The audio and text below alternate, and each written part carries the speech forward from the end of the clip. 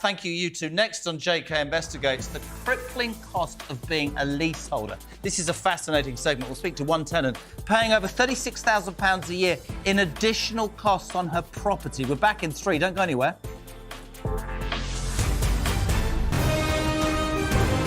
This is TalkTV.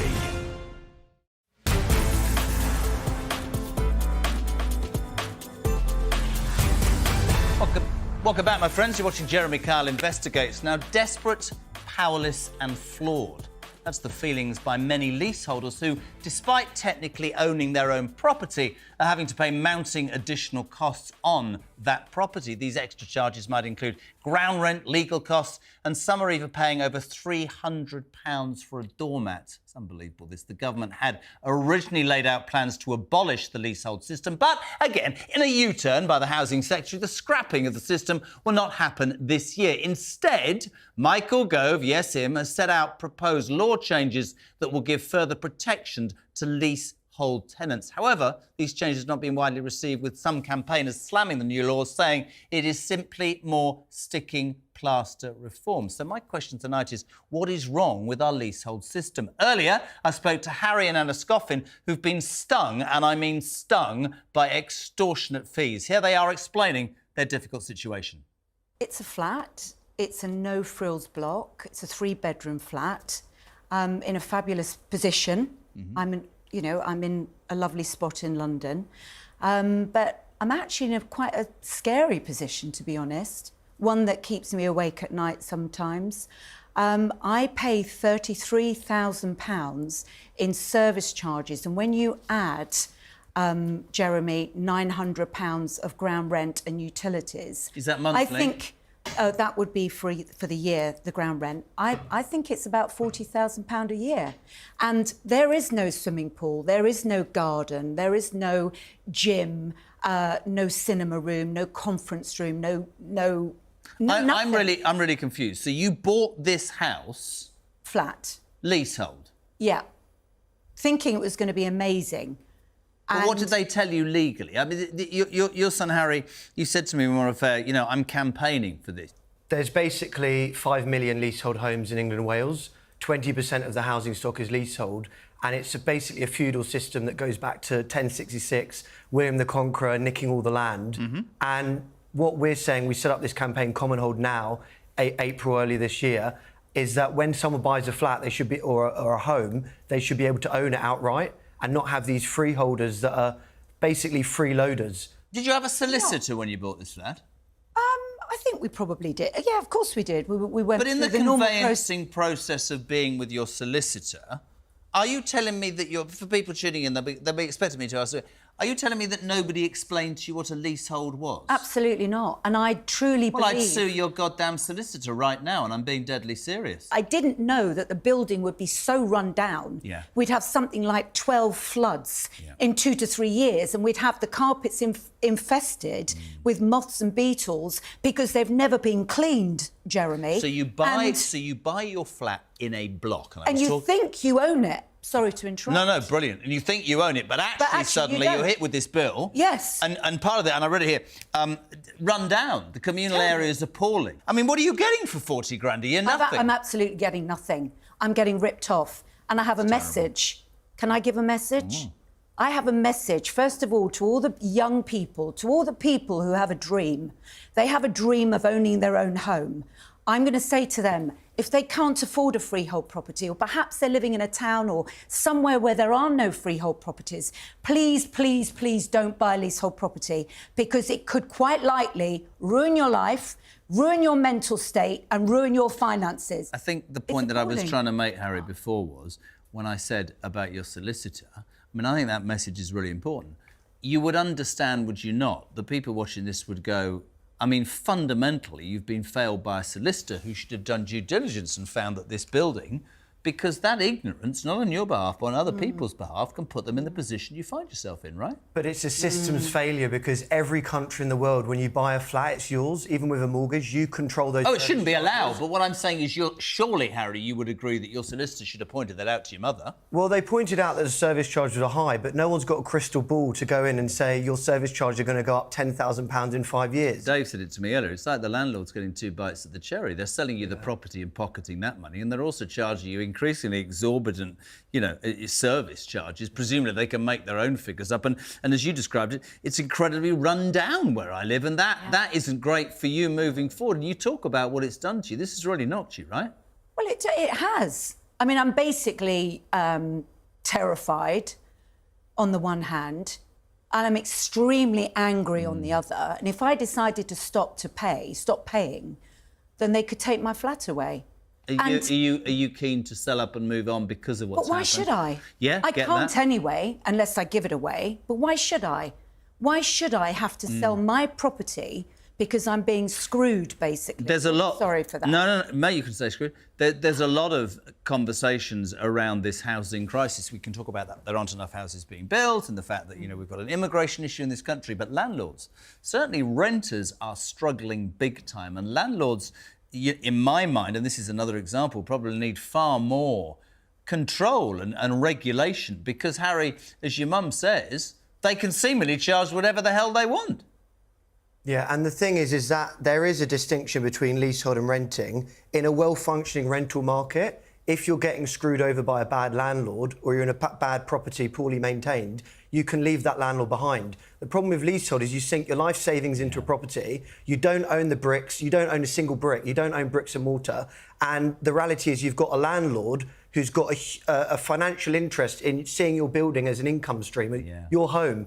And the key issue here that we want all the viewers to listen to is that you have no control over that landlord and they can completely trash your capital value. And it will be the biggest mistake. And this is a joke of it. Scotland, emigrate to Scotland, emigrate to any other country in the world where they have common hold systems, condo, they call it strata title in Australia and Asia. People democratically own their buildings. And don't get me wrong, residents may fall out with each other, but that's democracy. That's an argument against democracy. Let the people that are paying these bills control them and be a little bit like, maybe I'm not allowed to say this, Lord Sugar, and say you're fired and get rid of a managing agent that's ripping you off. Couldn't agree more. We can't buy the freehold. We can't even get this thing called right to manage where we could appoint our own managing agent because you've got a hotel underneath. It's an absolute nightmare. And, we don't want to name names here, but this system is making people rich beyond their wildest dreams. And there's nothing wrong with capitalism doing well, but you've got to provide a service. This is highway robbery. Carol Lewis, The Times property editor, still with me, and joining us is Katie Kendrick, founder of the National Leasehold Campaign. Katie, delighted to have you on. I just want to pick up on one thing with both of you from that interview, and forgive me if I'm saying it wrongly here, right? I thought when you bought a property, your lawyer, at the very least, your conveyancing solicitor, would explain the difference between leasehold and freehold, and yet I have to say, you were shaking your head during that, weren't you? Yes, I bought a leasehold property. This is back in the 90s. Did you know it was leasehold? Yes, but the lawyer didn't explain totally what it meant. And he said, most flats in London are leasehold, which they are. And if you want a flat in London, you'll have to have leasehold. What is the difference, Katie, in layman's terms between leasehold and freehold? Leasehold is a long-term tenancy agreement. You don't own the land and you don't own what's on it. What you own is the right to occupy for the duration of the lease, however long that is, normally about 100 years, up to 999 years. But ultimately, it's not home ownership. And right, so just explain this to me. So this is, again, property developers or landlords or whatever who own seemingly everything, and now people have properties on. So for 999 years, you pay the same as it is to buy a freehold, or is it cheaper as a leasehold? Is it a cheaper property? No, it wasn't. No, you're still buying it as if you're buying a house. So you don't even own the land? No, you own. You have to ask permission if you want to put an extension on your house from the managing if it's a house and you have to ask permission from the managing agent. You don't own the outside, you only basically own the inside. I mean, it sort of makes sense, doesn't it, Katie, when you're thinking about maybe, I don't know, tower blocks or flat blocks of apartments with 50 or 100. But how does it make sense? I mean, I'm not trying to sound naive. I said to them I'd be suing my solicitor. You've said the same. They didn't really explain. Shouldn't that be in what a solicitor's supposed to do? I think they should. They should be more open about it. But in my case, there's 3 flats in a converted house. We bought our freehold. Right. Afterwards. And I think there should be easier for people to buy their freeholds. There should be something on the managing agents to say they have to sell. They have to sell at a reasonable rate, which we know is difficult because the managing agents don't want to sell because obviously they've got an income stream from doing very little. We have to make it easier for people to buy and to set up, as Harry says, common hold. I mean, it's not all plain sailing. As you say, if there's big blocks of flats, people are going to fall out over how they manage things and so on.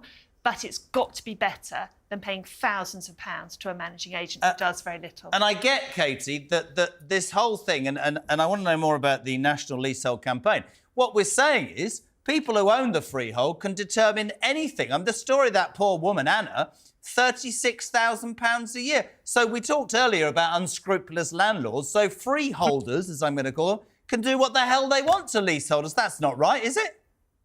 No, it's not right, but it is absolutely how the system is. Leasehold is stacked against leaseholders. It's a system that is rotten to the core. Consumers have no rights. I bought a leasehold house, and there's categorically no reason why a standalone house should ever have been sold leasehold in the first place. Did you know when you bought it? Yeah, I knew. Didn't have a choice because I used the government's Help to Buy, which had to be used on a new build property. All new build properties in the Northwest were leasehold, so there was no consumer choice.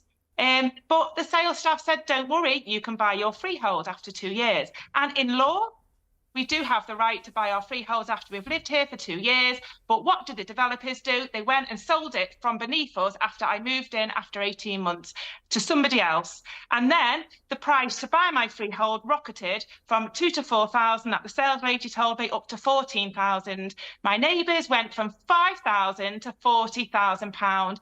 Leasehold is a cash cow. You have no control. If I had known that I was entering into a blank cheque, into such a feudal system, I would never have done it.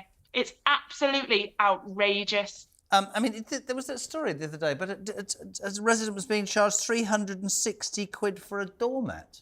Yeah. By his free. I mean, it's ridiculous. Sorry, I mean, you're the Times property expert. You don't look shocked by any of this. I'm utterly gobsmacked that landlords can get away with putting, mould in there or leaving mould in their properties and still rake it in and people can die. And now apparently people can just have the freehold, sell leasehold and do what the hell they want. What's wrong with this country? I know. Michael Gove has banned it on new builds now, but he needs to go further. He needs to do something for all those people who've got existing leasehold properties. Katie, you agree with that? Yes, I do, but there have been no legislative changes that they can't build leasehold houses. We're still waiting for the promised legislation. So actually, as it stands, yes, through our campaigning, we've stopped developers building new leasehold houses. But actually, there's been no legislation, and there's nothing to say unless we get that legislation through that they won't drop back to selling houses as leasehold. What would happen if they abolished the leasehold system? What would happen? Well, they absolutely need to. Leasehold is not fit for purpose. We don't need leasehold. We're the only country, us and Wales, that have this ridiculous feudal system. The rest of the world have done away with it. We need to move to common hold. That it can be a viable option, but leasehold makes developers. Freehold is far too much money. Why are they going to go to common hold? Who's they, though? This is what I always get worried about. Who's they? This makes perfect sense. Common hold makes sense. It means, again, that not a small number of people are raking it in and screwing people over, isn't it? Yes. Absolutely. Yeah, but it's I guess there's some powerful people making a lot of money out of this. Honestly, Really I tell you what, Katie, I don't know about you, but I mean, I do this show every single night, and the more I see and the more I learn, it destroys me. No doubt. Harry, yourself as well, Carol. believe that abolishing leasehold would happen. But, you know, maybe it'll be another thing that Sunak comes out with as the election holds. But you don't hold out much faith, do you? Very, very briefly, Katie, you don't hold much faith. What about your personal situation? Where are you left? I have now bought my freehold, but obviously I'm now campaigning because flats don't have the same voices that we do because they don't want to upset the neighbours. But actually, those are currently trapped in leasehold houses, and flats cannot sell because of the terms of their leases. So the housing, it will ground to a halt because sales are falling through every single day, and people's mental health is on the floor because this system is just rotten and it's causing so much distress. Katie Kendrick, founder of the National Leasehold Campaign, thank you very much indeed. And Carol Lewis, property editor of The Times. We want to start a campaign in The Times. They should abolish it, shouldn't they? Yes, we keep calling for it. You keep calling for it? Yeah, they should absolutely abolish it. Right, next on Jeremy Kyle Investigates, we'll delve into finding out what solutions there are to sorting Britain's housing crisis. I'm back in 3.